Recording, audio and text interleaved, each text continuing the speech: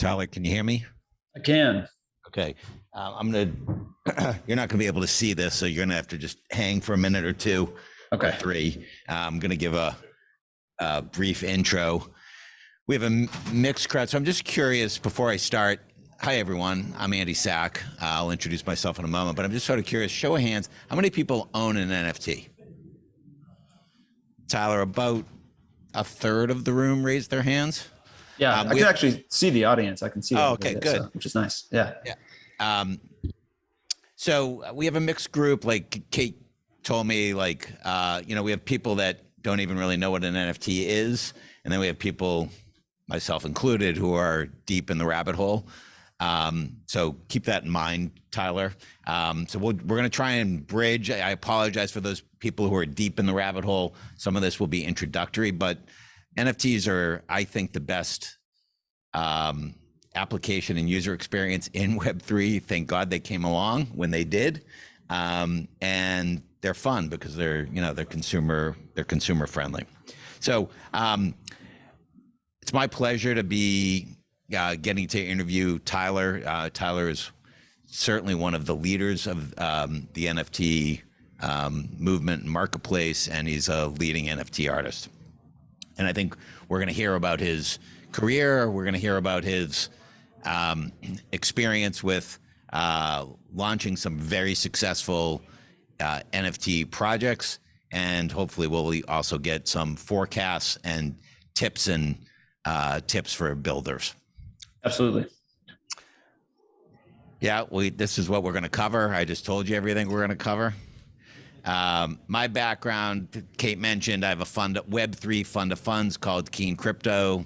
I'm also co-founder of Forum 3, which we're behind the Starbucks Odyssey project, and I've been investing in 2015 in crypto since 2015. Notice Starbucks Odyssey launches in December. If you're not on the wait list, you should get on it. I think it's going to be really cool. Okay, let's start.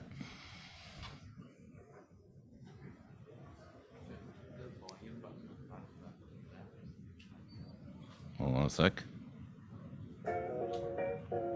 So we are in my living room and we're watching the closing of the auction, which closes in an hour and 18 minutes. It's already at like a absolutely ridiculous amount.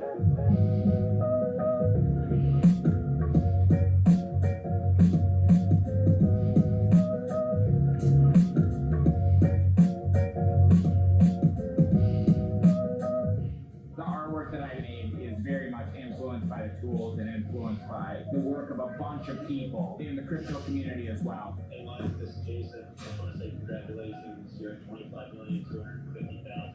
It's crazy, man. Jesus Christ, what the? Oh my God! 50 million! Oh my God!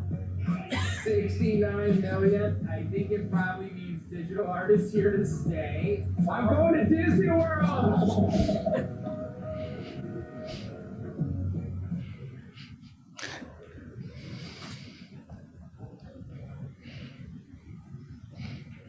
How do I get out of this, Sam? S?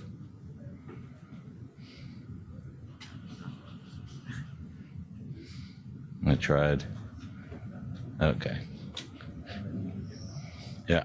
Okay. I show that. I still get the tingly watching that. I mean, it's so awesome. So that's March 11th, 2021. So, I mean, it's super important for you to realize like this. Really, I mean, NFTs have a background with Crypto Kitties, 2017, 2018. Cyberpunks, but that event and Top Shot in January of 21. So it's 20 months old. And that event, which happened in March 11th, 2021, was really kicked off NFT summer. People obviously, I think, is as a result of that, the leading NFT artist, Tyler Hobbs, is in the top 3 in my opinion, but anyway, so I show that just to orient you to the overall market and just how early we are. What is an NFT? An NFT, by definition, is a non-fungible token. You heard earlier in the panel how just simply because of its name, it wasn't going to become popular. It is, what is a non-fungible token? It's different than fungible tokens like Bitcoin and Ethereum, which one Bitcoin for me is, and I can give it to Sam, it's the same, it doesn't matter. Non-fungible tokens, my unique token is it can be traded and I own it. It's programmable, and they're non-fungible. I call them digital collectibles. I think it's a much more friendly name.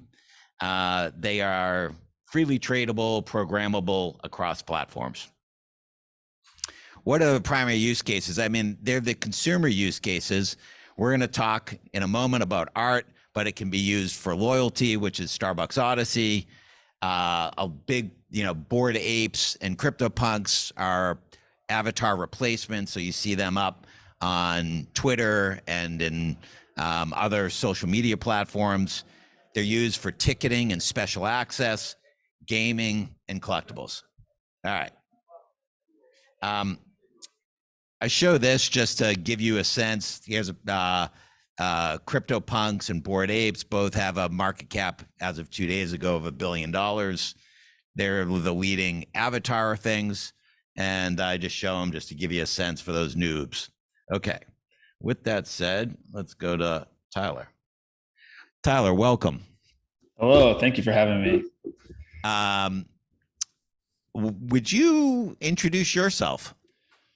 Sure. My name's Tyler Hobbs. I'm a visual artist. I'm probably best known for my generative artwork, what you might also call algorithmic artwork, which is work that's created through programming. So at the core of my work, I'm writing custom code, custom algorithms to generate artwork.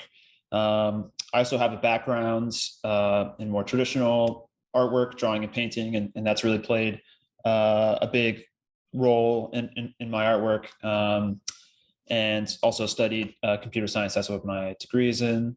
So I worked, as an engineer for a time as well. I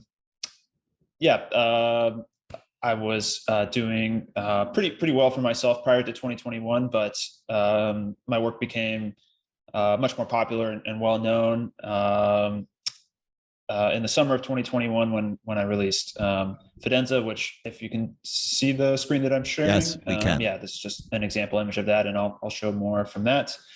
Since then, I've done a number of other NFT projects, but I also continue to work on other forms of visual artwork, drawings, paintings, sort of hybrid models of finding ways to use the computer and programming to create artwork. Let's start just to dig into that a little bit more. Just you're a CS major, and talk about when you first either heard about NFTs and how you got involved, and what was your very first project and why you did your first project. Sure. Having studied computer science, having worked as a programmer, I was aware of the blockchain. I sort of understood how it worked as a concept. Was generally aware of cryptocurrency for a long time, but never really got too into it. For me, I really got interested first learned about NFTs and got interested in NFTs when I heard about art blocks. So art blocks is a Web3 platform that really enables generative artists to produce NFT-based artwork. And we can talk some about how it works exactly, but it happens to be a really, really good fit for my style of generative artwork in particular. And I could see that, it was a really natural fit. And I got really excited about just artistically about working in this way. And so I kind of dipped my toes in the water with a couple, really small NFTs, just to do a small exhibition in early 2021. But my first real NFT project was Fidenza, which was released in June 2021. So do you want to show us some of your Fidenza art and talk about this project and Yeah, absolutely. what was significant about it? Sure. So first of all, I think it's worth noting that all of the images that I'm showing here are from the exact same program. So this is one program written in JavaScript, very common programming language, a relatively short program, in fact. The entire program was written to the blockchain, and so all of these outputs are sort of provably direct random outputs from that script.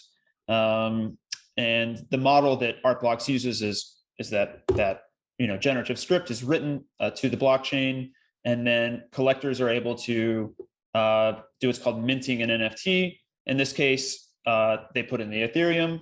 Artblocks takes that script that's stored on the blockchain, runs it, generates a brand new image that nobody's ever seen before, wraps it in an NFT, and returns it to the collector. So all of these images, when they came out, this is the first time that anybody had seen them, myself included. I had expectations about what kind of images would come out because, of course, I had been crafting this algorithm, but it's very much a surprise as well. A big part of the craft of generative artwork is around working systematically rather than working with specifics. So that the mechanics of how that happened is that randomness is really worked carefully into the algorithm in a very structural way. So here, everything from sort of the layouts, the scale, the colors, the textures, the different patterns that might happen, these are all sort of governed by randomness. Of course, I've been very careful to tune exactly how all of that sort of can happen, but it leaves a lot of possibility for things to happen that I didn't even anticipate. So there were some very surprising outputs in this algorithm. I think that's part of what attracted people to this was, first of all, I think it's very easy to appreciate the work just on a visual basis without even sort of understanding the conceptual backing to it or the code or how any of that works. So it can just be appreciated very directly. But I think for people that were sort of already into generative art, what they appreciated about this collection in particular was the variety of what came out of it. Seeing all the different things that this one kind of relatively compact algorithm could do, and yet it still felt like a coherent collection. You could see the same kind of genealogy, unifying forces that kind of tied it together as one work of art. And Tyler, how many pieces are in a Fidenza collection? Yeah, so there's 1,000. No, it's 999. 1,000. I thought 1,000. Yeah, exactly. And I'm just showing. I'm on like number 24 here. I just have 25 to show today. These kind of show a bit of like the corners of the algorithm. There's still quite a bit more left to show there, but this first image, this is kind of like the heart of the algorithm. This is kind of a very representative of the algorithm as a whole. Would you, so just a commentary, just in case people missed it. So Tyler wrote some code. Generative NFT arts are basically derived from code. He wrote some code, effectively hits run or print, and 999 NFTs are produced. And that's what you just saw. And so with an algorithm, that's generative art. And from an NFT art perspective, there's non-generative art as well, and there are lots of artists that do that. Tyler, could you give like an intro to your most recent project and show some of that? Show what's happening with that, because I think it gives it's blew my mind. Sure. Sure. So I think why don't you talk about that? Yeah, absolutely. Let me just pull up a window real quick. And let's see here. I think I was actually doing this morning. So the latest project that I did is called QQL, and QQL is also a generative algorithm, a generative art project. but it differs from Fidenza in a couple of really key ways. So, I talked about how with Fidenza, when the images came out, like nobody had ever seen them before. These were all brand new, and the collector sort of got a random output from the algorithm. The difference with QQL is that it introduces an ability for the collector to actually curate the output and actually select a specific output to become one of the official 999 works in the QQL collection. So if you go to qql.art, you'll find this tooling here. So beyond even just allowing the collector to curate the output, they can actually steer it in a particular direction. So there are controls here that sort of allow, you can work with large shapes. You can control what sort of structure and layout you'd like, and then you can trigger the algorithm to generate something new that is sort of based on how you're steering the algorithm with these controls. So there's a lot of different territory you can explore, and if there's still a lot of randomness baked into this, so that even with one particular set of controls, there's quite a wide range of what can potentially come out of that.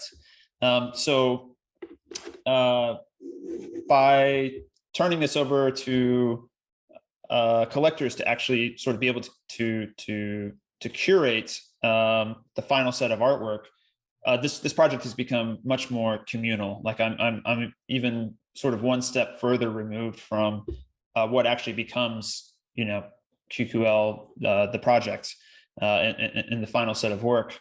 And so this kind of fits the Web3 ethos of decentralization, of empowering people who weren't empowered before, right? So collectors are sort of empowered to become creators in a way here. And it's been really fascinating to see the community embrace this and really explore this algorithm and really create things that I never would have imagined were possible with this tool.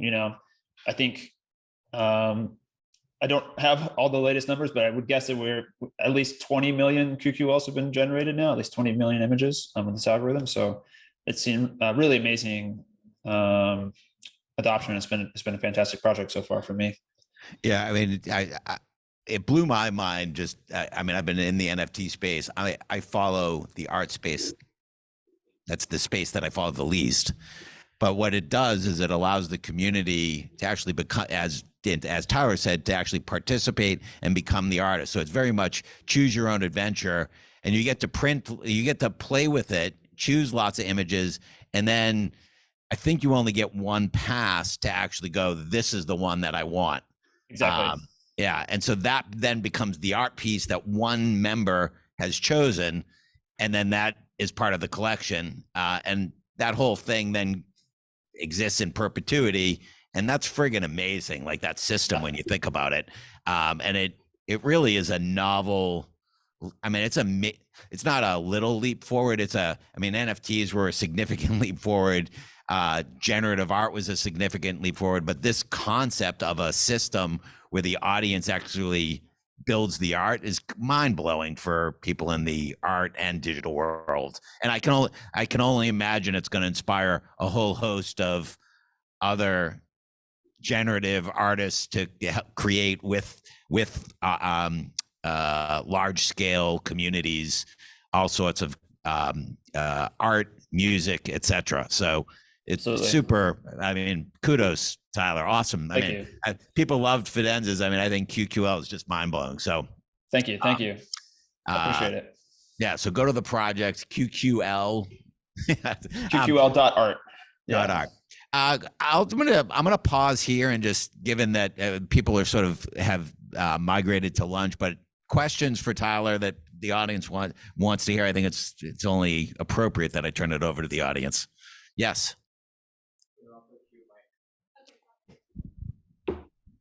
That way Tyler will be able to actually hear you. All right. Hi, Tyler. My name is Jennifer. I co-founded the Seattle NFT Museum. So I'm very deep into NFT art and excited about all of your projects. We actually partnered with Dandelion to show 3 QQLs in our current exhibition. But I think one thing that I'd love to hear from you is kind of your favorite collector story, like meeting a collector, because I think that's one thing that NFTs really changed about digital art. Since digital art has been around for a while, NFTs are now a way for collectors to really participate in the journey of an artist in a really transparent way where you have that direct relationship today and then forever with all of your collectors. So I'd just love to hear maybe one of your favorite stories. Yeah. Hey, Jennifer. Nice to talk with you. Thanks for putting together the Seattle NFT Museum. I think that's one of the coolest things going on in this space. Gosh, it's hard to pick out a single story. I think it's definitely worth describing for people that aren't familiar with this space, just how different the relationship is between the artist and collectors when it comes to NFTs. It's a very communal, very social practice. I prior to NFTs, like I kind of knew some of my collectors, maybe a handful of my very most dedicated collectors I would talk to occasionally. But with NFTs, I'm constantly involved in that conversation. Twitter and Discord are a daily thing. I have a Discord where I talk to fans and collectors almost on a daily basis, and getting to know so many of them, it's just really fantastic, and it's really encouraging as an artist to know that those people are there and to be able to hear about their passion directly. Some of the things that I've really enjoyed lately are some of the creators in the community working with QQL. So there've been some folks in the community that have gotten so good at finding these images through QQL that they're actually better at coming up with them than I am, I think, to the point where other people have been sort of purchasing the QQL seed from them, which kind of gives them the right to mint one of these images. So this is an example of that right here. Somebody from the community found this image, and I paid them for the right to mint this as an NFT because I thought it was such a wonderful example output. So seeing people in the community get that passionate and that deep into the artwork and feeling that energy of becoming a creator of artwork, it's just really wonderful to see that get unlocked in people that maybe otherwise don't have a creative outlet or haven't found a creative outlet before. Anyone else with other questions? Yes, Andy, we'll get you the mic. As Andy knows, I'm a neophyte, but I'm interested to learn more about the overlap between NILs and NFTs and combining the art with athletes and their images. Somebody will have to explain NILs to me. That's not a term I'm familiar with. Name, image, likeness, which is a new right for athletes in the amateur status in NCAAs. And the University of Washington, for instance, has formed a group called Montlake Futures that is trying to help their athletes, in a sense, pay for college and or make money. And those athletes are, Instagramming and using their pictures and things like that. And I just thought that. So I haven't followed. I mean, I've read about NILs. I think my understanding. So let me try and put it to help Tyler. I think basically collegiate athletes are basically creating the equivalent of an NFT of themselves, a card of themselves, owning it, and then people can basically buy, support, etc., build community around those collegiate athletes, and it's a way for them to generate income. Is that correct? Yeah, and of course, pro athletes are doing this as well, and pro athletes that are artists. So, I mean, look, I think it's a neat application of NFTs. I would say, Tyler, you have anything? Yeah, good. Yeah, absolutely. I would say that both of these are tapping into kind of the larger movement of Web3, which is that it's providing an opportunity for creators, and I'm using that term broadly, to find support from their community directly, right, and to engage directly with their community. I don't track professional sports very closely, so I can't speak to those, but sort of similar topic, I follow skateboarding really closely, and individuals from the professional skateboarding community have started to use NFTs to finance their sport, their love for skateboarding, something which can otherwise be difficult to monetize. Otherwise, you have to rely on partnering with a particular brand, and you have to live in a particular geographic region, and have access to somebody that can film and all these things. NFTs are really creating great tooling and just a certain cultural shift around people being excited about directly supporting those creators rather than buying Nikes because Nike sponsors their favorite athlete, right? So it's helping to open up like a much more direct relationship and more avenues for creative individuals to support themselves. Tyler, do you have how would you, if you were to make some predictions about NFT art broadly in a 5-year time frame, where do you see it heading? So I would say all digital art 5 years from now will be collected through NFTs. I don't think any other mechanism makes sense. And furthermore, I think that because NFTs allow digital art to be sort of transacted and collected in a meaningful way, that digital art will probably usurp physical art, usurp the throne of importance from physical art. I think digital art is a more relevant medium for our day and time, and physical art has only sort of stayed on top because it's we have these established norms of how to transact and how to collect physical objects. But I think now that things are getting set in place for digital art, there's just so many more advantages to digital art, and it just fits with this time in our culture so much better. So I think we'll see both of those things rise hand in hand over the next 5 years. That's a great. Go ahead. Yeah. Hey, Tyler. My name's Ben Sharp. Thanks for being here and talking with us. It's really cool. I have lots of questions, but I'm going to ask just two. So one is, I'm wondering if you have a favorite Fidenza. And then two, I'm just curious, what other technologies or projects within this space are you excited about and you're following?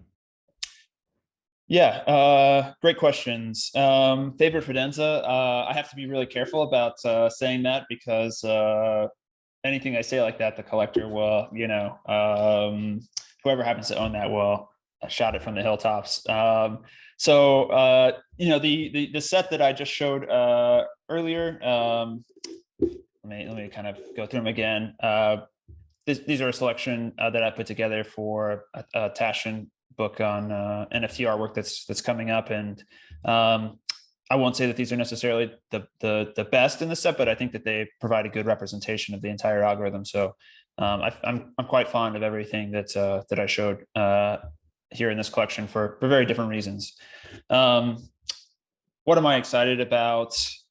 Other projects that are going on right now. So Tyler, before you continue, can we dub that 25 that you've shown, the BCVC Summit Classic collection, as the top 25 of the Tyler Hobbs favorites? You could dub it the Tyler Hobbs favorite Fidenzas. Yeah, that's right. Not quite. Close, Okay. close. The Tyler Hobbs representation of representativeness. Representative set. No value judgment, right? And art is subjective, right? Like everybody has a different set of Fidenzas that they prefer. There is no clear consensus on which are the best, which I think is a strong sign of the quality of the work personally. Yeah, what other projects am I really enjoying? I think there's so many different aspects to this. First of all, I just love watching the entire generative art scene evolve at a really, really rapid pace. This is something I've been part of for years, but in the last year or two, with the help of NFTs, it's really gelled and really advanced at an enormous speed. And I think it's a really important medium. And so, sort of broadly speaking, I've been enjoying watching generative art evolve. I've been excited to see artists exploring relationships between digital and physical artwork. Another generative artist, Dmitry Cherniak, just put out a great project called Light Years that's uses silver gelatin prints as part of the artistic process. There's just many examples of artists doing that in new ways. It's hard to pick individual projects. I love seeing traditional artists start to get their hands dirty with NFTs. There's a lot of different reasons. All right. With that, Tyler, thank you so much for your time as well as for your coding and your art. Super big fan. Look forward to seeing what you do next.